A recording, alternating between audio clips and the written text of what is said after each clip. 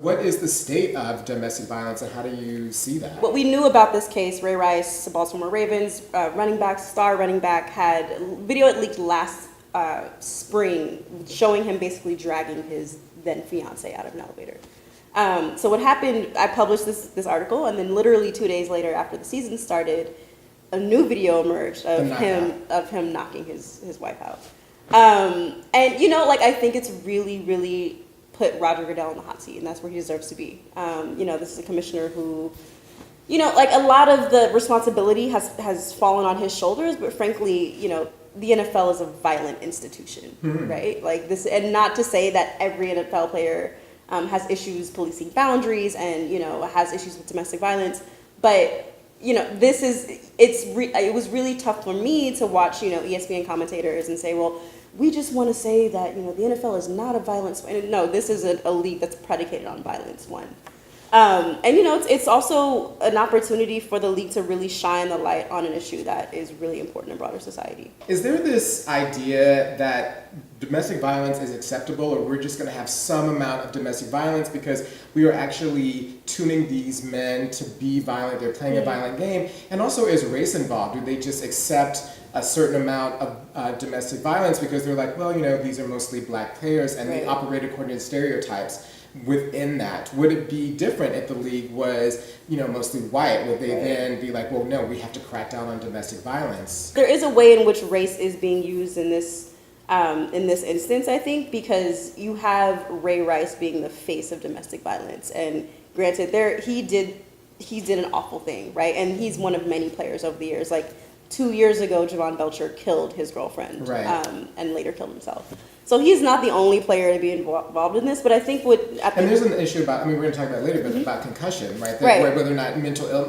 Right. And that's definitely been, at least in Javon Belcher's case, that's played a role in it. At least that's the information that's coming out now. Right. But from the owner's level, I feel like what you have is an ownership that recognizes that women are an increasingly important economic force in the NFL.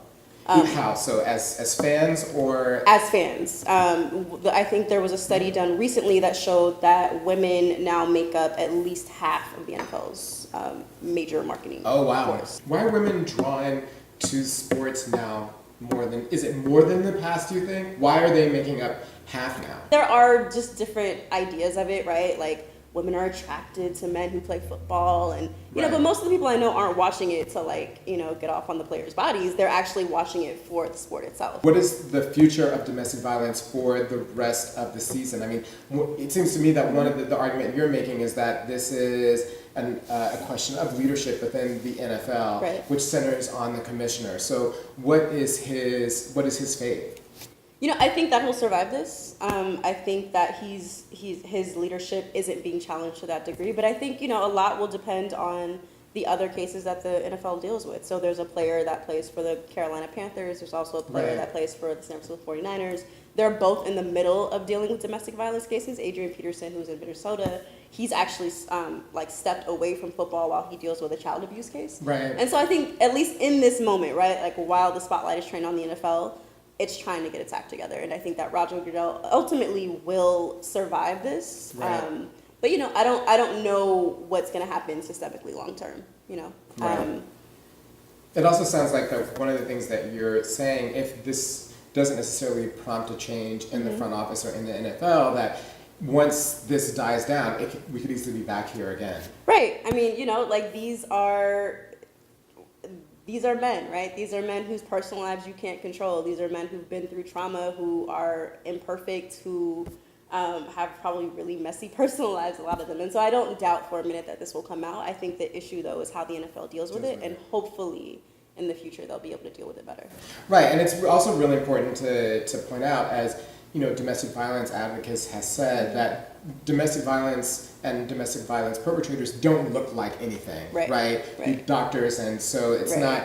It's the degree to which there is an institutional response by the NFL, because the NFL has a special tax status to act in the public good, and so it has a higher threshold of accountability. Right. Exactly. It's not the Coca-Cola Corporation. Yes. It's something that the taxpayers support, and so they have to be held to a higher standard. Right. That's a great point. So, all right. Well, thank you. So we'll keep our eye on that. Cool.